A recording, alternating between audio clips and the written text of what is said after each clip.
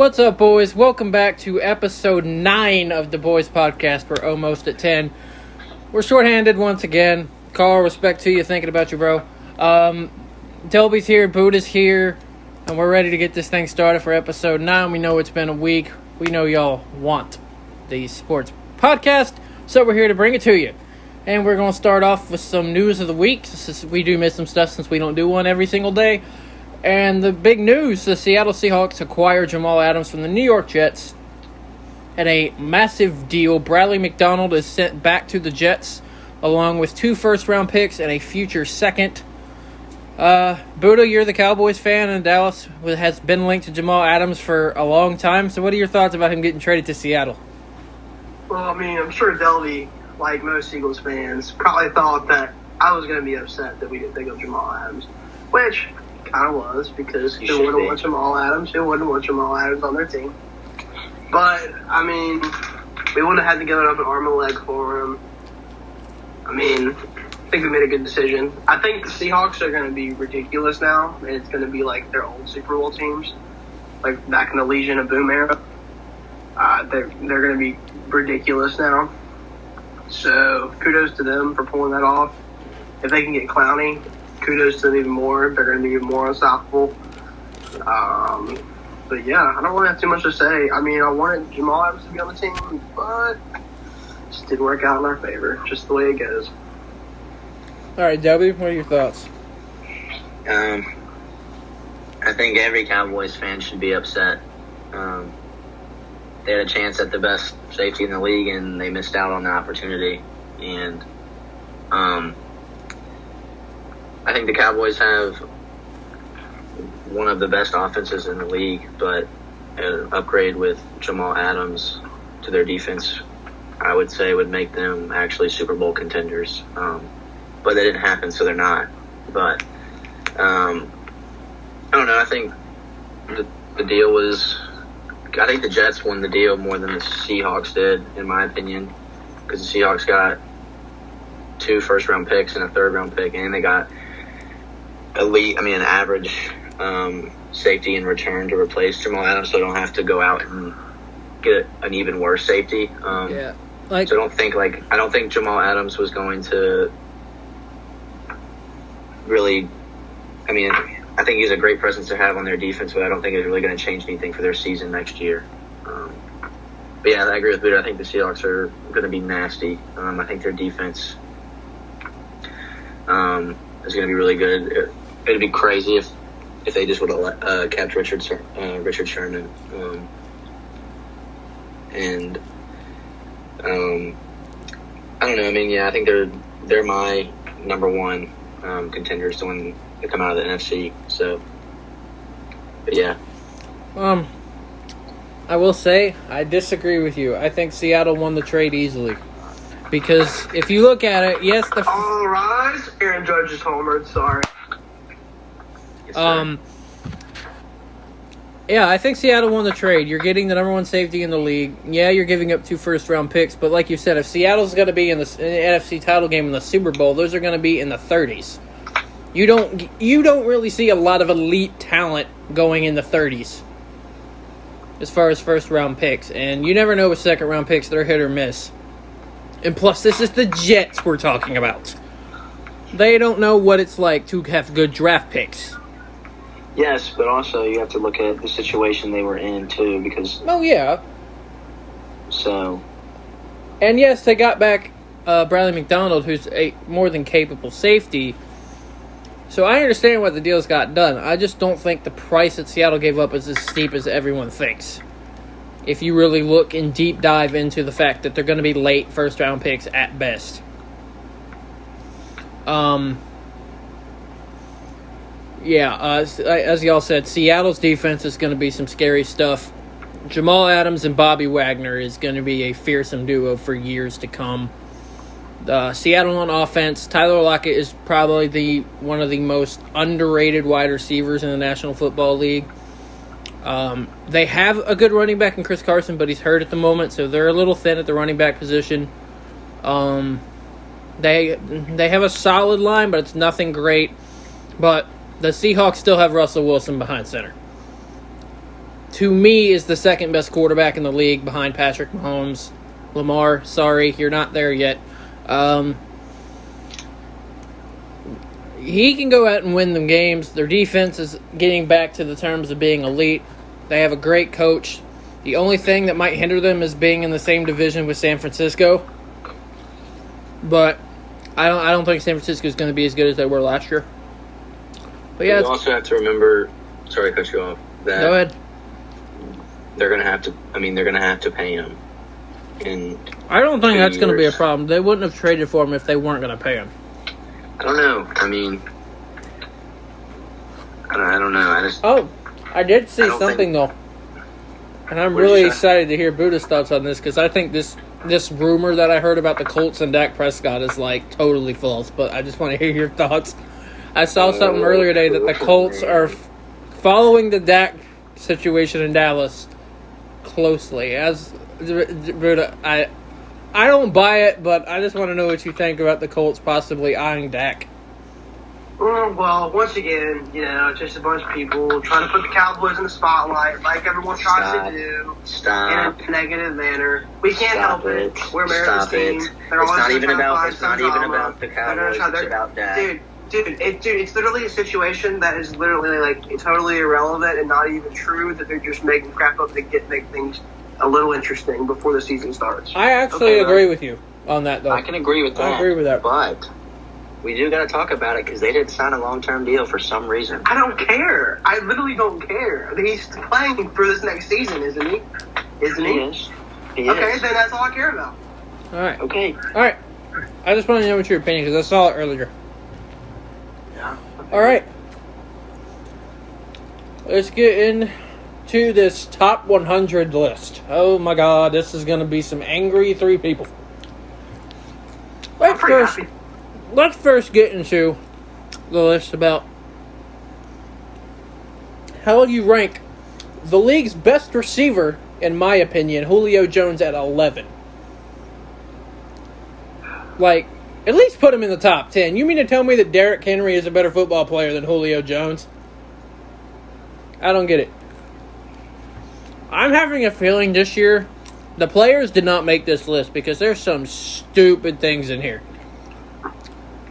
Yes. Fletcher Cox, the league's second best defensive tackle in the freaking 70s. Keenan Allen in the 80s. Devontae Adams, who's a top 5 receiver in the league in the 50s. I'll personally be with you. I think Dak could be higher. And by higher, I mean up near the late 30s, upper 40s. They didn't even put Carson Wentz in it. Yeah, that's ridiculous. Which but blows my mind. We'll go on to that at privately. I mean, it doesn't really blow my mind. Because I ain't trying to start fights. Yeah, I figured. I guarantee you everyone's like, why does he always say start fights? I'm like, yeah, guys, y'all have plenty of opportunities to experience this when we get to the Eagles-Cowboys game in Week 8. Y'all will get there. I can't wait. Can't wait. Freaking Matt Ryan. I don't understand why he was left off either. But He choked a 28-point lead in the Super Bowl. Two or 3 years ago, maybe even 4. Matt Ryan was. Has he been to a relevant game?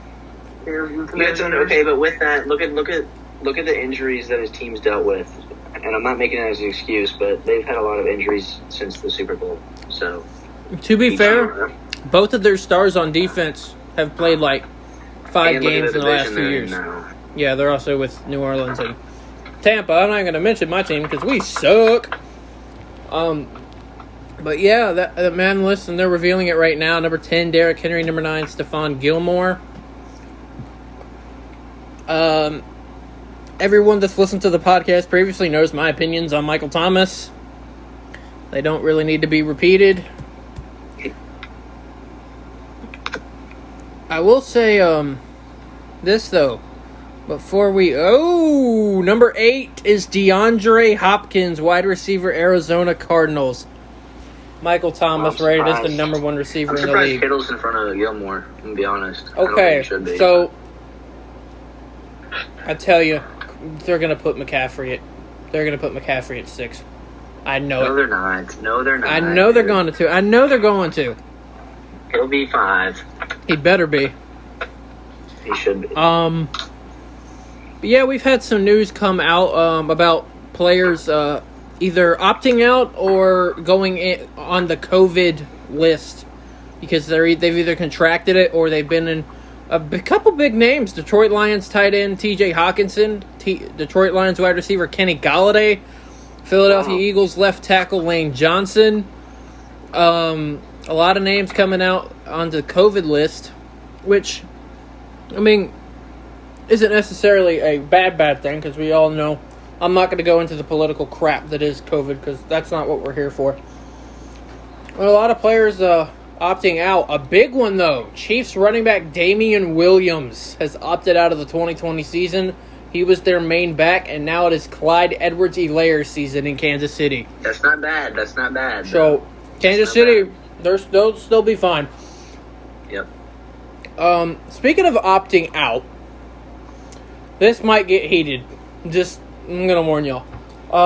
The first Power 5 collegiate player to opt out of the potential 2020-2021 season for college football is Virginia Tech cornerback Caleb Farley, projected to be a top 25 pick in next year's draft. I don't blame him one bit. I'm going to leave the floor to Leo. Delby, I'm going to let you go first since you attend Virginia Tech. I mean, honestly, I don't blame him either. Of course, it's going to hurt not having his presence on the defense because, I mean, really, no one. I mean, if they throw it his way, he's I don't know. It's just his presence there on our defense would be nice for the safeties and just for the defense itself and make it easier on our team. But I mean, I think it's okay. I mean, I respect his decision because make millions or risk getting sick playing football. But yeah, I don't know. I mean, it sucks, but I mean, I can't really be pissed about it because it's not my decision to make or anyone else's. It's his. So. All right, Buddha. Well,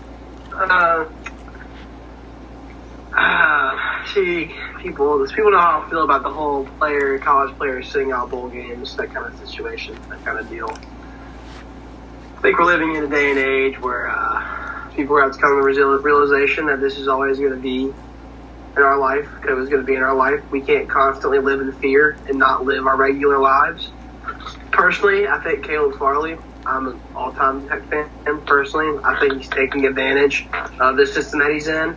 I think he doesn't want to play out this season because he knows his draft stock will drop. Stop. Don't do this. Don't do this now. Don't. I'll do it. Don't you dare do it. I'll do it. Don't do it. I'll do it. Don't. I'm going to let you finish, but don't. Okay, that's fine. No, he's going to do this. He's going to sit out for the fact that he is, and like Biggie talked about earlier today, he's in multiple mock drafts in the first round. So, hurrah for him. He's going to go get drafted, hopefully in the first round. I think he's doing this as a cop-out way, a good cop-out way. I'm not saying it's bad. I would probably do the same situation if I was in his shoes. He's taking advantage of it because I think if he truly, I think if he did play, I think a big-time football program like Clemson would make him look childish. Stop it now. I cannot believe you're saying this. Because Tech I did not expect you to say this. Stop. No, I'm tired of it, dude. People need to play that. No, don't you? No, it's not even about that. You're saying that he's not playing because he doesn't want to hurt his chances of getting drafted. This is what you're saying. He's taking advantage. Don't say that. He's not. I saw his video, and it apparently has a lot to do with the fact that he lost his mother to cancer and a lot of other stuff with sickness-wise. And look, like Delby said, I hate it because he was arguably the best player on the defense. I mean, Tech has not had many players drafted as of recent years. Thanks, Fuente. So it sucks. But I'm telling you, he's a small part in a large domino that's about to fall. You're going to see a big time name prospect, like top 10 opt out. But I just think it stinks because this is going to start. It's going to be. The numbers are going to grow. It's not even going to be legitimate teams playing anymore for these football teams. It's not even going to be fun to watch. It's going to be third stringers playing in. But the same thing's happening in the NFL too. All I have to say is Trevor Lawrence ends up playing this season, everyone else is soft. Because he should be the one to sit out this season. But I'm not. But I'm not. He has a definite number one overall number pick in the draft. Not definite. Not definite. I think he most definitely, if he would opt out, he's 1-2 lock. He's maybe wouldn't even put him at 3. He's 1-2 lock. But what I want to say is, Tech's defense is returning so much production from last year that they have experience that I think they're going to be okay. It sucks losing that one piece, but I'm just saying, player up's going to be fine. I'm telling you. Players are going to have their reasons for not playing, which I get that. I'm not going to discredit them. If you don't want to play for your safety, I'm not going to say you can't do it, because at the end of the day, like Delby said, it is their decision. I'm going to respect it. But I don't know. I just want to... And I'm not saying this about Caleb Farley, because this isn't his case, but this is to some people. I'm going to say it about Nick Bosa, who had a crazy year last year. He played 2 games in his senior year with Ohio State and had the minorest of minor hamstring injuries, and he sat out the rest of the year to prepare for the draft, which was fine, but that's different because... That is different. I do not agree with that. I was not a fan of that move. I also was not a fan a couple years ago when Oregon was in a meaningless bowl game and our best running back sat out. I wasn't a fan of that at the time. But what you see, though, you look at the top picks this past year. Joe Burrow, every game. Chase Young, every game. Jeff Okudah, every game. And yeah, I'm talking about the big teams. But look at Justin Herbert, for example. He didn't have to play in the Rose Bowl. It wasn't a national championship semifinal. But he played. And he played well and won the MVP, the offensive MVP, and that's why was the 6th overall selection. So when it comes to Caleb Farley, it sucks. I hate it. It's going to start a domino effect. It is. But I don't see a lot of the big-timers sitting out, especially Trevor. I don't see Trevor Lawrence doing it. But you have to understand, too, the NFL is going through the same thing, so they understand, like it's not going to hurt his draft. Like, I don't think it's going to hurt his projections. But my thing is, those are grown men who, that's like their paycheck. Like, they can still stay in college and start to receive the benefits of the NIL, name, image, and likeness rights, where they can start making money off of playing college ball. So, I will say this. I think if college players got a little bit of, endorsement money, this would be an entirely different conversation. I agree. And they're almost there. They're literally right at the doorstep. That's an entirely different conversation. It does suck. But speaking of Virginia Tech, we're going to go through the ACC. We're eventually going to get to Madden, but there's been so much news today regarding the ACC. The ACC came out and announced their 11-game reschedule. The biggest part is Notre Dame this year will be a part of the ACC. They will have a chance to play for the ACC championship game, which will help them tremendously if they're in the hunt for the college football playoff. Now, they do got to play Clemson. They do got to play Florida State. They got to play a lot of the up teams in the ACC. But barring something, and the way this works this year, there are no coastal and Atlantic divisions this year for the ACC. It's every team against pretty much every team. I mean, obviously, you're not going to have some matchups, like Tech isn't playing Florida State. But it's the way the Big 12 does things. The top 2 teams that have the best conference winning percentages will play in Charlotte for the ACC championship game. Personally, barring some miracle, Clemson and Notre Dame are going to play twice. They'll play the regular season game, and then... Now, I'm not saying Notre Dame won't choke against somebody, but as of right now, if I had to pick, I would pick Clemson and Notre Dame. But... I'm telling you, dude, Tech's in the hunt for it. I'm not saying they're not. Their schedule, they're in the Tech. I'm not saying they're not. If they don't pull a Tech, now... that's the thing. But I don't want to see Clemson and Notre Dame more than once. You want to know why? Remember the last time Clemson played Notre Dame? 31-0. In the college football semifinal. In the college football playoff semifinal. So, I expect a lot of other teams to follow this, but it's very interesting. I don't think there should be divisions in college football, if I'm being honest. I think we should stick with every team plays almost every team every year, and the two best teams with conference records play in the title games. Because I'm fine with it either you could way. have a situation where, like, just say for the sake of things, like, Clemson has a bunch of injuries and they collapse, right? If this was a regular year, you'd probably have what? You'd probably have what? NC State or Louisville somewhere? But if you don't do divisions and Virginia Tech and North Carolina have both 10 wins, wouldn't you want to see that instead of a 10-win team against like a 7-win team? Yes. That's the way the Big 12 did it. And this year, Oklahoma and Baylor were playing for a spot in the playoff. What a good game. It was a great game. So I just want to know what y'all's thoughts are on the ACC schedules. Go ahead, Buddha. I like the system. I mean, I think, like you said, we should stick to this. I mean, I think if you want to determine who's the best in each conference, I think that each team should be able to play just about every single team in that conference. And at the end of that season, they should have that ACC championship. I like how Notre Dame is deciding to come into the ACC this year. I think this will possibly cause them to stay. I really might have hope a they chance. stay. I really hope they do. My main issue with Notre Dame for years has been the fact that they haven't wanted to join a conference, and that's why they've been irrelevant to me in every single big game they've played in. Clemson, the absolute dismantling of them that Alabama did in the national title game about a decade ago. So, yeah, I'm a fan of Notre Dame coming to the ACC this year. And, sorry, go ahead, Buddha. I just had to throw my 2 cents in on Notre Dame. No, you're good. No, I mean, I think you'll probably be Clemson and Notre Dame. I mean, I don't think there's really any team you can count out this year.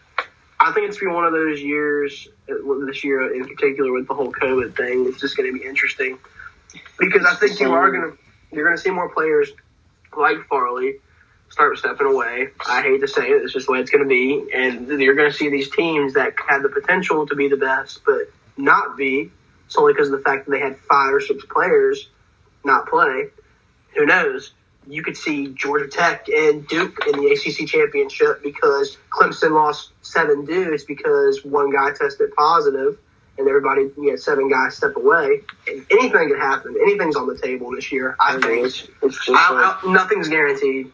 It's just like with baseball and NBA and even the NFL. It's just going to be a weird year that teams that usually aren't projected to win anything get an opportunity to do something this year, which sucks because everyone's going to be like, well, look who you had to play against, or Clemson didn't have his amount of players. But also it's pretty cool because it's just going to be fun too, basically. So, NFL Top 100 update number 7, George Kittle.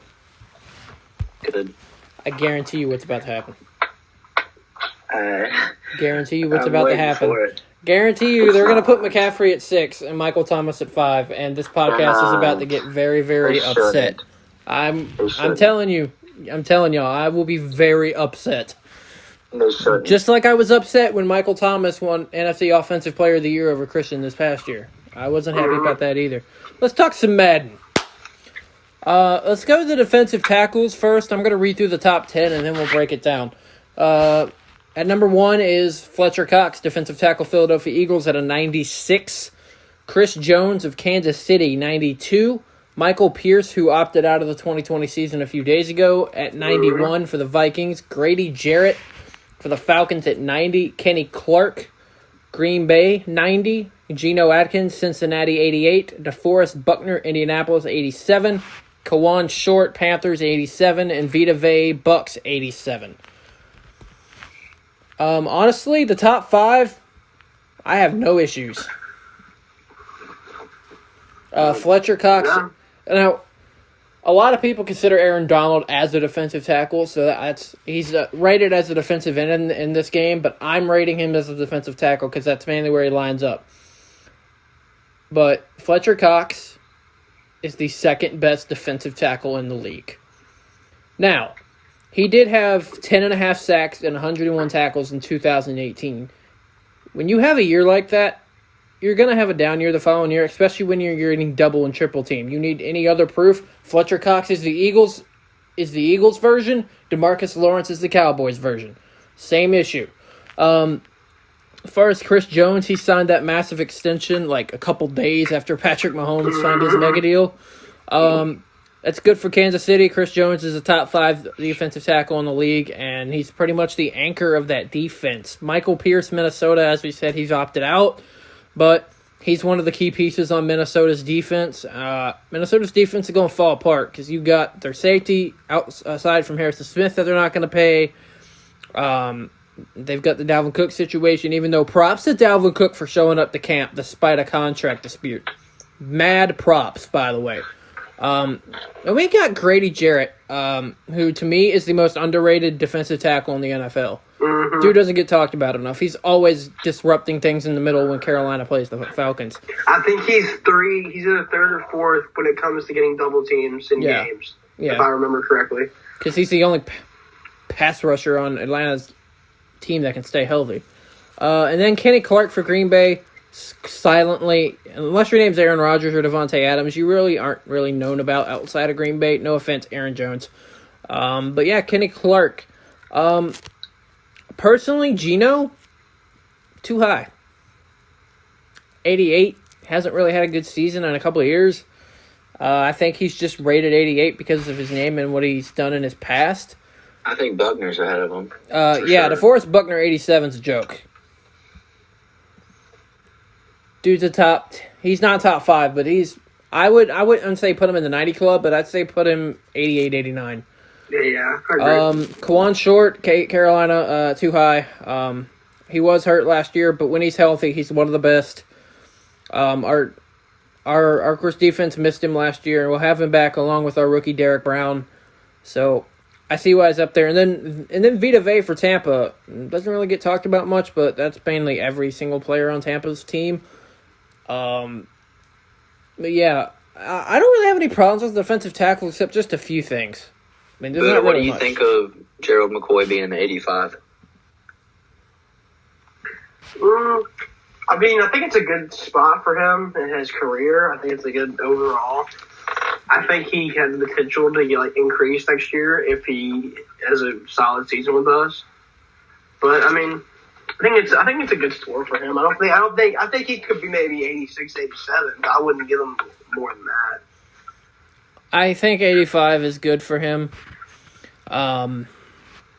Obviously, the dude was one of the starters on the front 4 of the worst run defense that has ever been produced in this league, along with Dontari Poe, who also Dallas signed. Yeah, so, and I think they'll be fine there, but it's no secret that they didn't really help matters in being, I mean, that run defense for us last year was awful. I'm telling you, you could grab a second grade Pee-wee football player and they could run 10 yards through that defensive line. Yeah, like I said, the defensive tackles I really don't have much of a problem with. It's not bad. Yeah, there's not really anybody down the list up onto the first page that I really have a disagreement with. Fletcher Cox being at the top, especially since we're not considering Aaron Donald defensive tackle right here.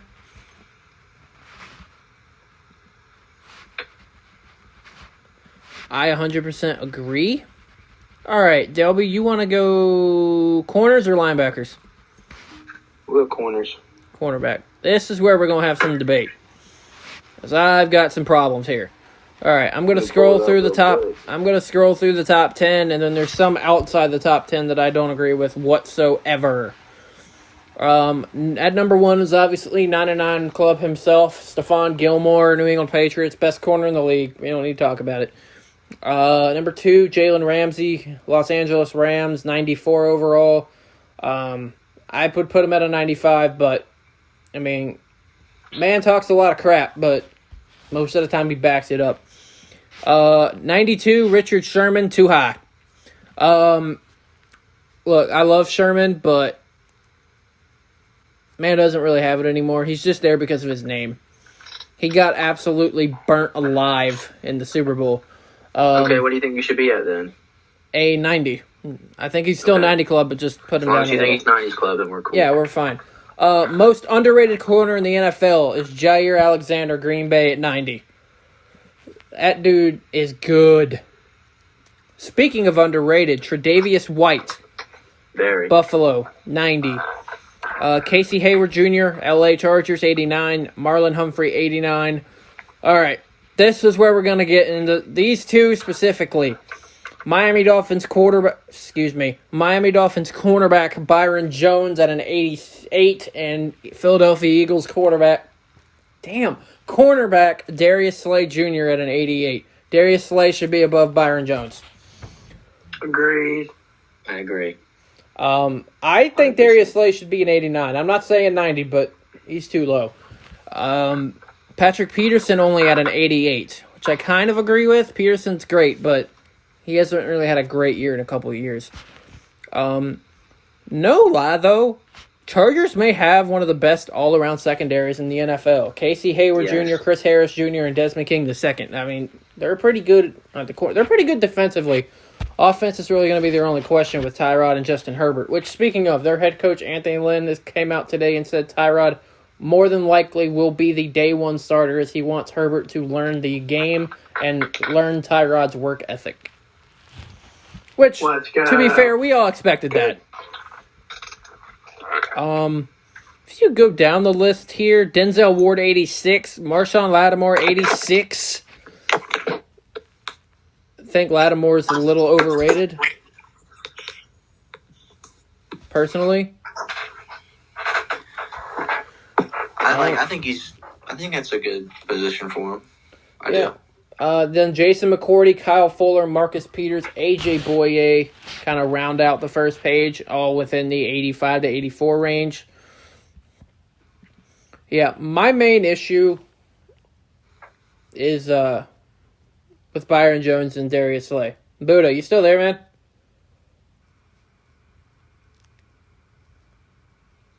Hold on, guys. Technical.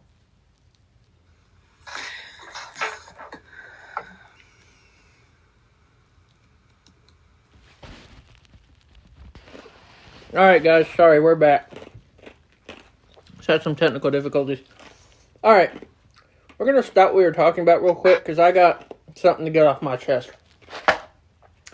The NFL Top 100 list just ranked Christian McCaffrey as the sixth best player in the NFL. Michael Thomas, you have got to be kidding me. I can't.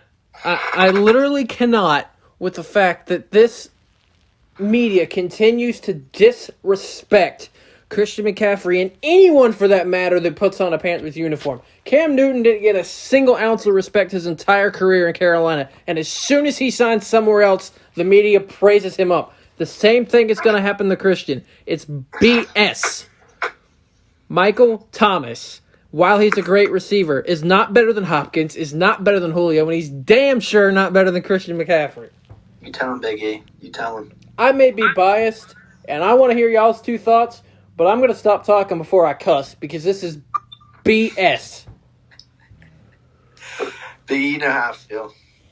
Wow. I don't think Michael Thomas is better than Julio or Hopkins, especially not McCaffrey, but I mean, I don't know. I think the whole list itself has shown that it's not really the best list, but yeah, I feel for you. It's tough, but I mean, it doesn't mean anything. I mean, as long as you... Oh, no. It doesn't, but it just annoys me. It does. The fact that players voted for that is a joke. I don't think they did. They did. So they No, I just know previously the list is by the players, but there's just so many inconsistencies with this list this year. It's like, how are these players this stupid? Yeah, no. All right. Buddha. Linebackers or linebackers or ends? You know I want linebackers. Which one? Because they're ranked separately. Just get them all together. Interior. Okay. That would be the middle linebacker position. The Mikes, baby. Do they have middle linebackers on this list? Oh, yeah. All right, middle linebackers.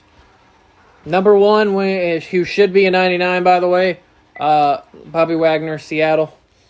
You won't get any arguments out of me anymore about him being the best linebacker in the league now that Luke Kuechly is retired. Wink, wink. Levante David at 2 with a 90 for Tampa. Eric Kendricks, 89. Dante Hightower, New England, who opted out a few days ago. One of many Patriots. 88. Fred Warner, San Francisco, 87. Deion Jones, Atlanta, 86. C.J. Mosley and Avery Williamson for the Jets, 85, 84. Roquan Smith, 83. And there's a few others. But my main issue with this list is Jalen Smith. I don't know how you can watch film and watch tape and rate Jalen Smith an 81 overall. I don't get it. I don't get it. Berta, it's your team, your player. Take it. Man, I'm just used to it now by now. I'm used to it. You aren't used to it. Stop. No. Here's the thing. If there's one player that deserves credit on that Dallas Cowboys football team that has consistently gave his all since he's jumped that organization, it's Jalen Smith. The dude literally came out of a basically career-ending knee injury. Basically was told he was never going to play again. Jerry Jones banks on him. He's balls out. Him and Van Der Esch are talked about as being one of the best linebacker duos in the league. Not saying that they were, but at the time when they both were peaking, they were talked about like that. And, I mean, I'm not surprised they have him that low. I think that he's going to continue to have to just basically shut everybody up and just make people realize of how good he actually is and how consistent his play is. But, I mean, it's Madden ratings. I mean, I don't really care. I don't really give a crap. It doesn't mean anything. But definitely should be a lot higher than that. But it's whatever. I think the list is decent. I just think Wagner should be Kuechly's gone, so there's no debate. But after that, I mean, you got a bunch of studs at the linebacker position. I mean, Tremaine's at 80. Yeah, Tremaine's two spots below Jalen. Yeah, Tremaine's also one of those guys I feel like has slept on in the league too. But I agree. I don't know. Look, and I know the Madden ratings every year are ridiculously bad, but like I don't get it, man. Jalen Smith's one of the best linebackers in the NFL, at least to me when I watch tape. And what I don't get it, there's literally a position within Madden's like business where they literally are paid to make these rankings and to watch film on these players and to go to practices. They get to go to games for free. These random, probably nerds who've never touched a football in their life. Sorry, if I'm sounding disrespectful, but these people, year in and year out, like it's like, do they even watch the games? Like these rankings are just atrocious, and it's never going to stop because it's Madden, and anything Madden does is atrocious. But we continue to buy it just because it's an NFL football game. Yep. Unless an NFL football game comes out, everyone's going to get Madden. And Madden capitalizes. So, once again, crappy rankings. But, it's just frustrating. All right. We're going to go left outside this time. We're going to go outside. This list dominated by the top three. Khalil Mack, 97. Von Miller, 97. Chandler Jones, 95. No arguments. None. Those are the three best. After that, Zadarius Smith, Green Bay, 88. Kyle Van Noy, Miami, 86. TJ Watt, 86. Pittsburgh, way too low. TJ Watt finished second in the Defensive Player of the Year ratings last year behind Gilmore. 86 is a absolute joke. Darius Leonard, 85. That's too low. I think after last year, Leighton Vander Esch's spot is fine, but I think he'll rise as the season progresses if he gets back that form that he had a couple Where years is ago. he at right now? He's in the 83. What's his ranking with the linebackers?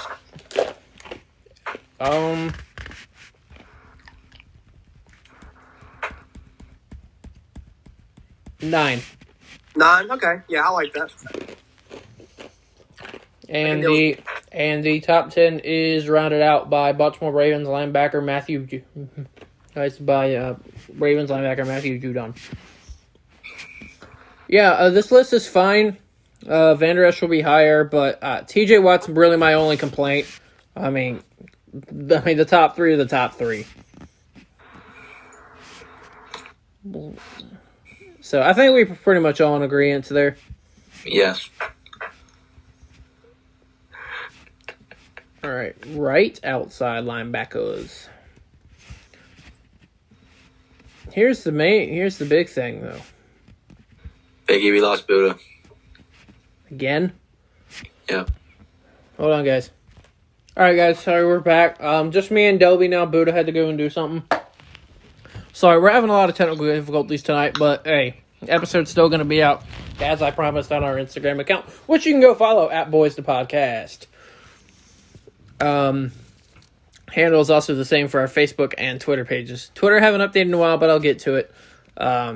Work is fun. But let's go back to the right outsides.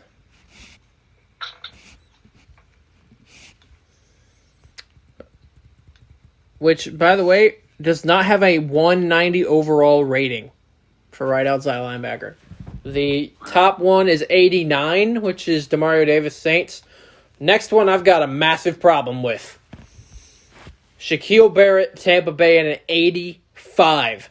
He was probably the second or third best defensive player in the league last year.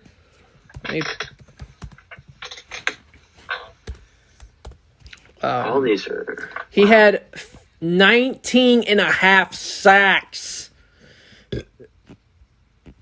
19 and a half. And he's an 85 overall? No respect, man. That's ridiculous. No respect.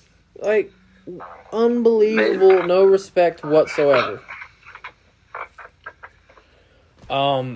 I'd move him to an 88, 89. Yeah, I personally would put him at 90 above Demario Davis, but the list rounded out by Preston Smith, 84, Green Bay, Harold Landry III, Tennessee, 82, Robert Quinn, Chicago, 82, Bradley Chubb, Denver, 81, too low, and then all the others I don't really have a massive problem with. I think me and you were pretty much in agreement on that one. Yes, 100%. So, we're going to go right defensive end. Are you ready for this? Yes. Right defensive end, we have 4 in the 90s. Aaron Donald, 99, best defensive player in the league, and argument could be made for best player in the league in general. Calais Campbell, Baltimore, 95. Myles Garrett, Cleveland, 93. Cameron Hayward, 90. Pittsburgh. Baltimore, Cleveland, Pittsburgh. Hey, Cincinnati, what's going on there, What's going on there, boys? That's why I think Joe Burrow is going to struggle. He's in the defense with 3 of the top 4 defensive ends in the league. Nick Bosa, 89. Stop. I know it was his rookie year, but no. Melvin Ingram, the third, LA Chargers, 88. Ndamukong Suh, 86. Trey Flowers, 86. Justin Houston, 85. Frank Clark, 83. Chase Young is an 80 overall. He's the highest rated rookie in the game. Good. He deserves to be. And he deserves to be. The only reason he wasn't number 1 overall is because, the Bengals needed a quarterback. Yep. Brandon Graham, I think, at 87, I'd move him to an 88, 89, but, that's not terrible. Yeah. So. The only one I got a massive issue is Nick Bosa. He should be a 90. He should be a 92, personally. 92? 92. Okay, he's at 89. Okay, then yes, I agree. 91, 92. All right. I'm going to go to the other side. Left defensive end. All right, this is where we're going to have problems. J.J. Watt at a 98. Stop it. I'm I love J.J. Watt, but 98. Stop. No. Come on. I'm not saying he should still be at 95, but I'm saying 96. 98, no. He has not been healthy enough to warrant a 98. But look at him when he is healthy. But he hasn't been healthy in like 2 years. I'm saying that playoff game against the Bills, dude, and he came back. I know. I I'm telling personally you. think the guy that's rated below him is better, or has been better in recent years, and that's coming from me. Cameron Jordan, New Orleans Saints, 96. No. I think he should be a 97. Cameron Jordan's arguably the best defensive end in the league. I wouldn't put him in front of JJ. I'd maybe put him. Now, who I think both is at too 97, low, or just move Cameron Jordan up to 97. Joey Bosa at 91, who signed that massive extension the other day. I knew I should have had his contract. It's 100.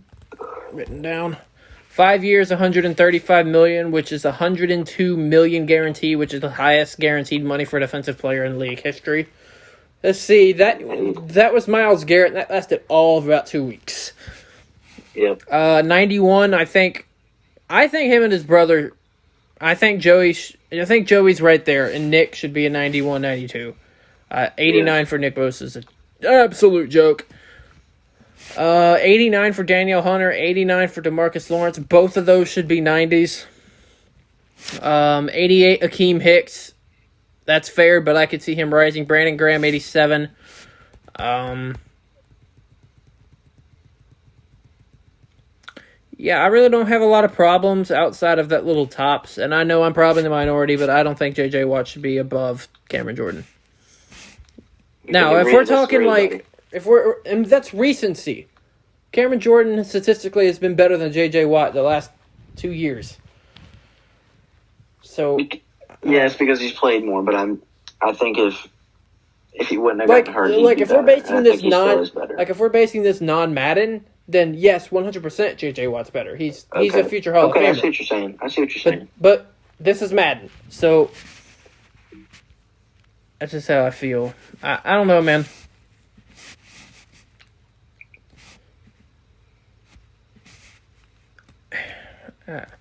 It kind of gets me, the fact about that.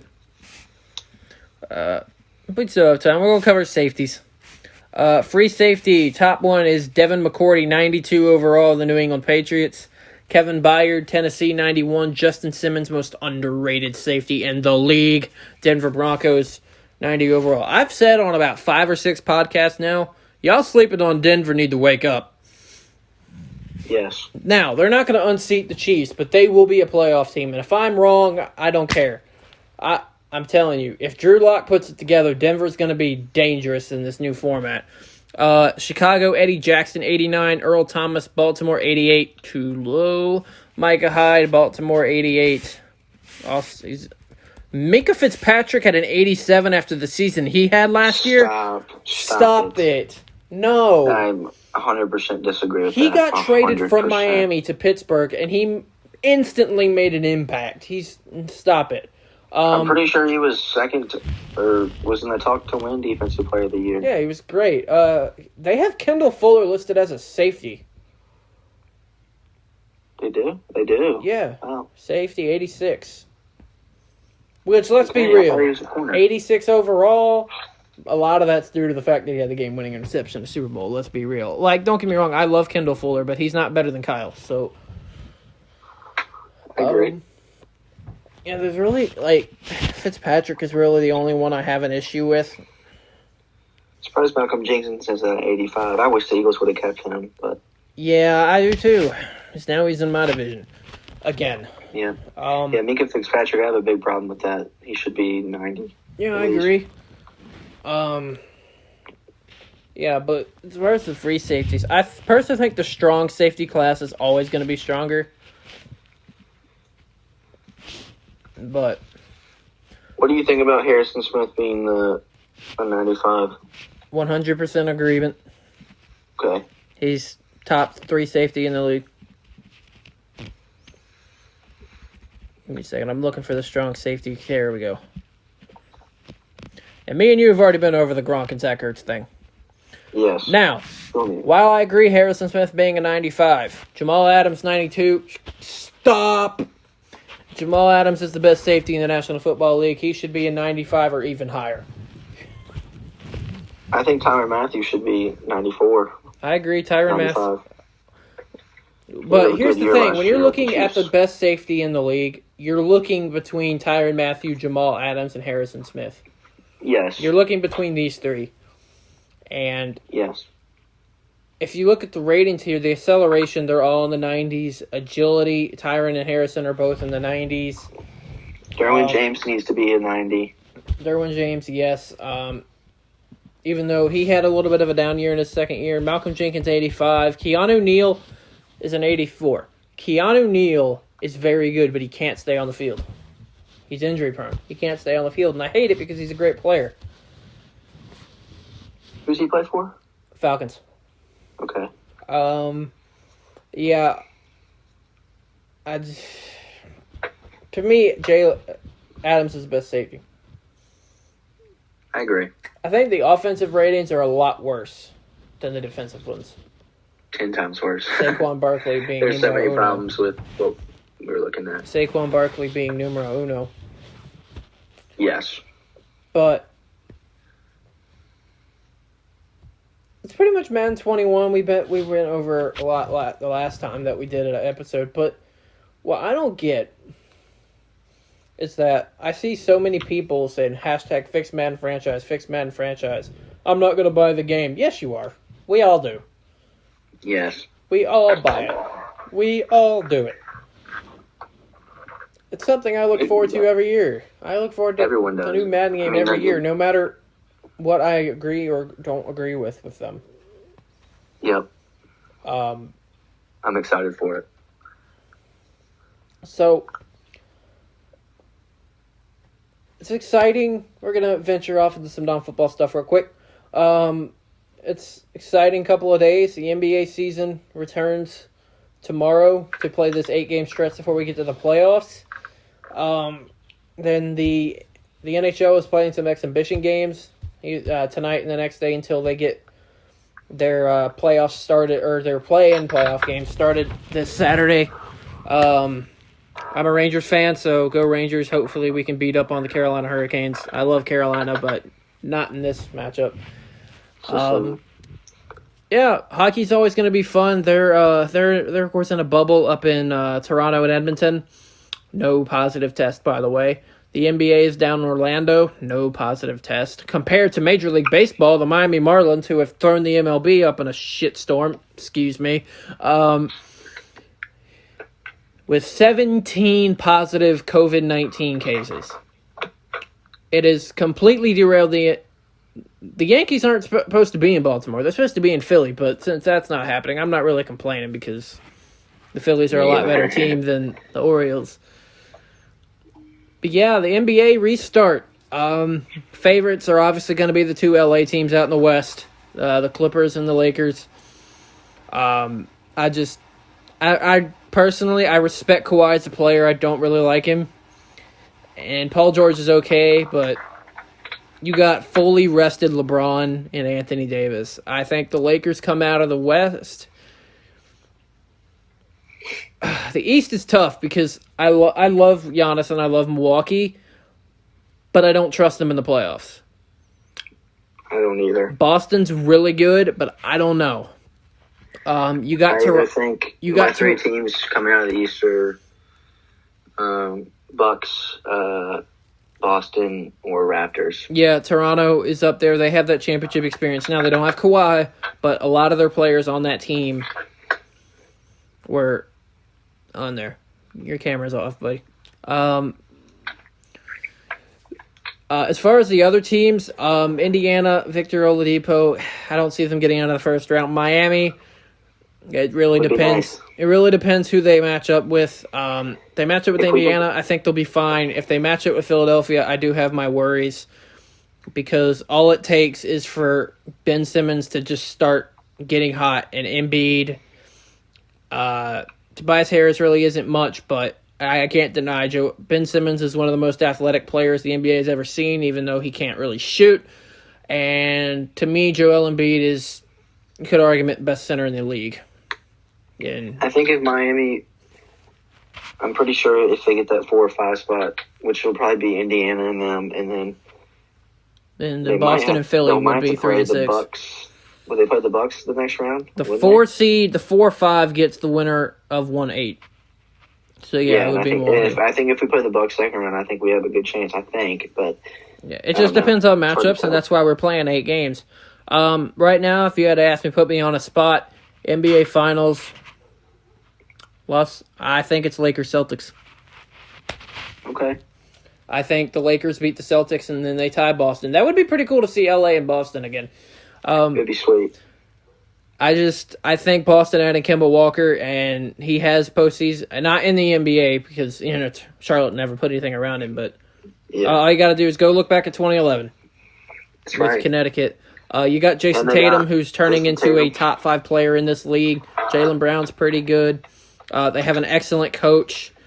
Marcus Smart coming off the bench. Yeah, I don't think Toronto gets back. I like them, but the East better appreciate while they got it, because God help you if KD and Kyrie Irving get healthy. But as far as the Western Conference go, they have a lot of good teams. Denver's good, but it's between the 2 LA teams, man. I mean, they've been the best teams in the league all year, along with Milwaukee. It's just I don't trust Milwaukee in the playoffs until they prove me wrong. Which I hope they do, because I would love to see Giannis in a Miami Heat uniform in a couple years, but that's another totally different thing. Yeah. And I know Delby doesn't really follow hockey. I'm really the only one that really does, a part of our group. But if you had to ask me right now, Stanley Cup Final, Boston Bruins, Vegas Golden Knights. When the Stanley Cup Final comes, we'll look back on this video to see if you're right. Yeah, we'll see. I probably won't be because, predictions. Just for the sake of it, I'll give a Super Bowl prediction right now, since we're about to get into training camp. Coming out of the NFC, Seattle. Coming out of the AFC, Baltimore. Really? Baltimore and Seattle. Okay. I personally think Lamar finally gets out of the playoff hunt. I just think Baltimore adding what they've added, Patrick Queen, Calais Campbell, Lamar's in his second full-time year. They're very well coached. Just getting past Kansas City, and I think Kansas City's tough schedule might end up biting them in the butt come playoff time. But it's hard to bet against Mahomes, so I understand why people would call me crazy for that. Heck, I like it. Heck, I'll go into Major League Baseball while we're at it. With the World Series, until proven to me otherwise, the New York Yankees, LA Dodgers. Yep. So we hope for it.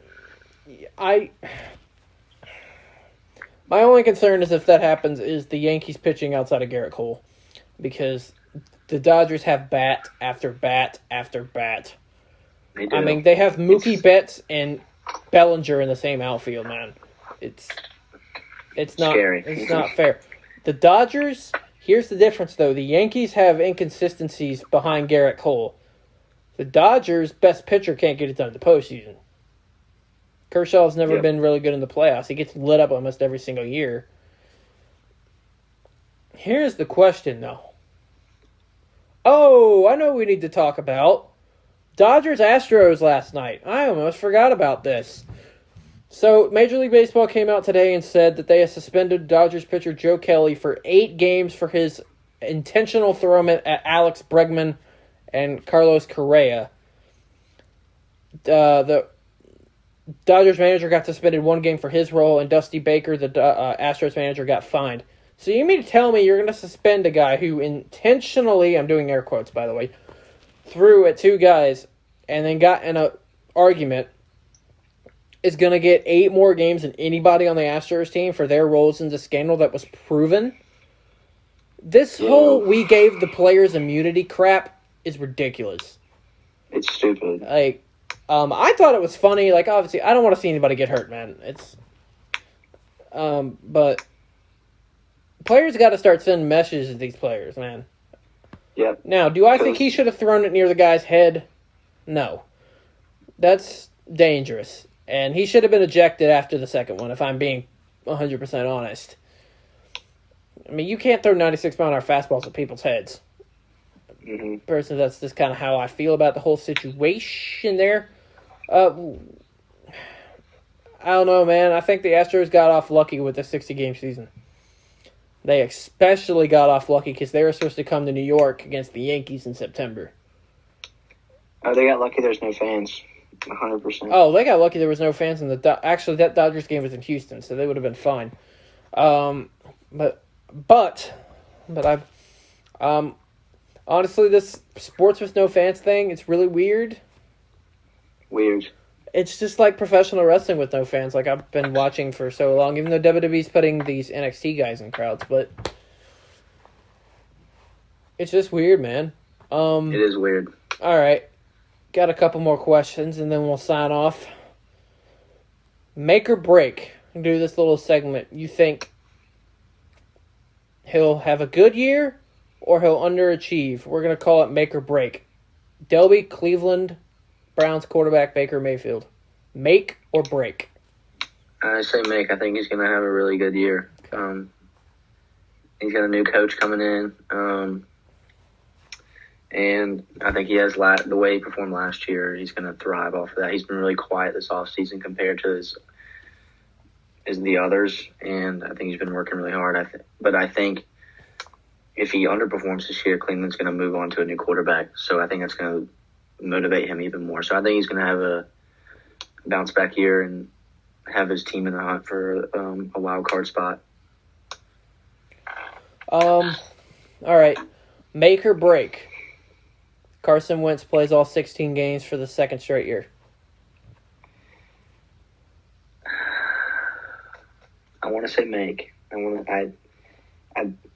He's gotten bigger this offseason,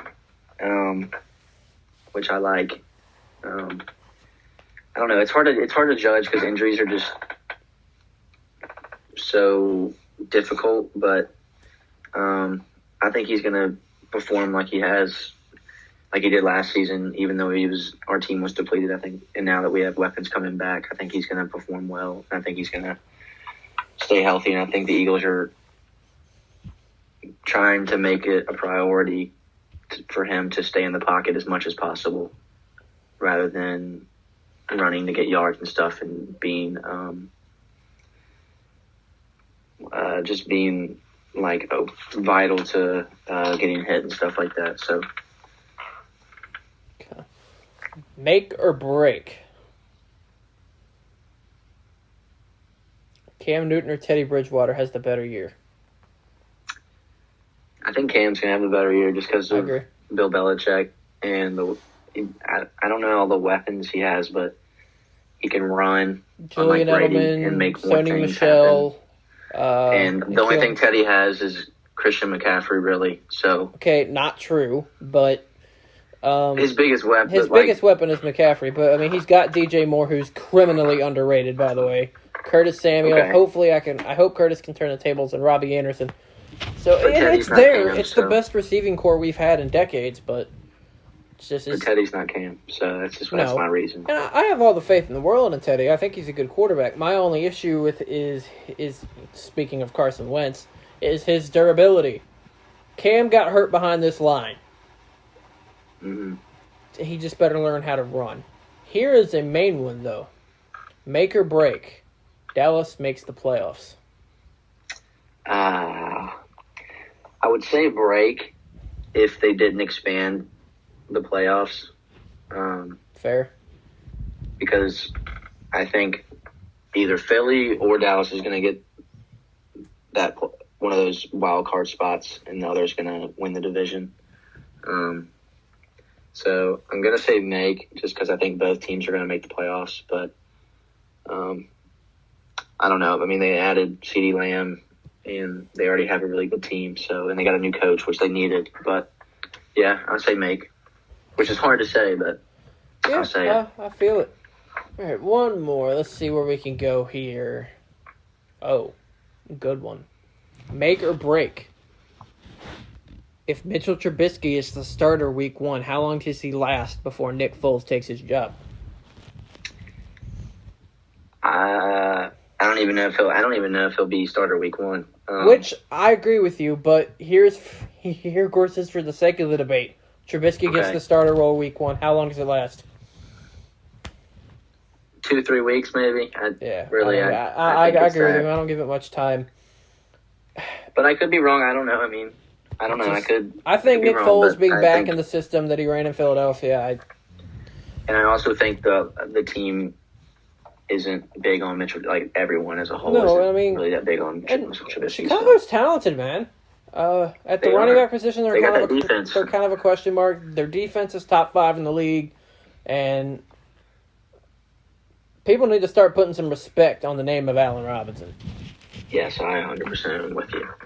Before we head off, let me check this NFL 100 list real quick. All right. See where we're at here.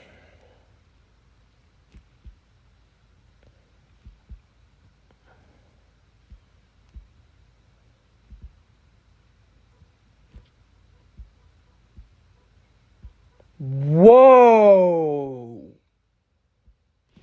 Wow. What happened? Mahomes is number 4. You're lying. No, I'm not. Patrick Mahomes is number 4. Number 3 is Aaron Donald. It's between Lamar and Russell Wilson for 1 and 2. Lamar's 1, Wilson's 2. That's BS, though. That ain't right. I mean, hey, you know what? Right. You know what? I can't disagree with Lamar being 1. He won the MVP. He was the best regular season player. Okay, I get that, but Mahomes should be 4. I personally think it's tough because Aaron Donald is a beast. But the 3 quarterbacks are so good. Yeah, Mahomes. Wow, that's crazy. That was a shock. I think Lamar will be 1, Russell Wilson 2, which I agree with having Russell Wilson in the top 2. That dude doesn't get enough respect, in my opinion. I agree. Like I said, the man was a 3rd-round pick. He's small, and he's been to 2 Super Bowls, has a Super Bowl title. That throw he had last year to Tyler Lockett. Nuts. Insane. He's very hard to bring down. But that's going to be the top 100 list. It has a lot of problems, but McCaffrey being below Michael Thomas. But I don't disagree with any of the players in the top 10 except for the Julio, Derrick Henry thing. That's my main concern. And then Michael Thomas being above Hopkins and Julio, that's kind of an oof. But that's probably going to do it for today's episode. I know we had some technical difficulties. Buddha was here for half of it. I hope he enjoys the remaining half when he takes the listen through. But yeah, that's going to do it for us. That's Delby. This is Big E. Buddha was also here. Carl will be back with us. But next, we probably won't have another episode until I know that we can have all 4 of us here for episode 10. Pretty much a big milestone for our 10th episode. So we may have one next week, but we don't know. Our 10th episode will be a big one, though. We'll come up with some big things. Yes, sir. I will want to announce one thing, though. If we have a season of what we're going to do, we're going to do a predictions for the 4 of us. Predict every game, every week, up until the Super Bowl, and see who has the most points. I like it. I might even make it the boys' championship for it or something. I don't know. We'll see. But yeah, that's Delby. This is Big E. We're signing off at the Boyz Podcast, episode 9. Twitter, Facebook, Instagram, @Boyz the Podcast. We will see y'all next time. Peace.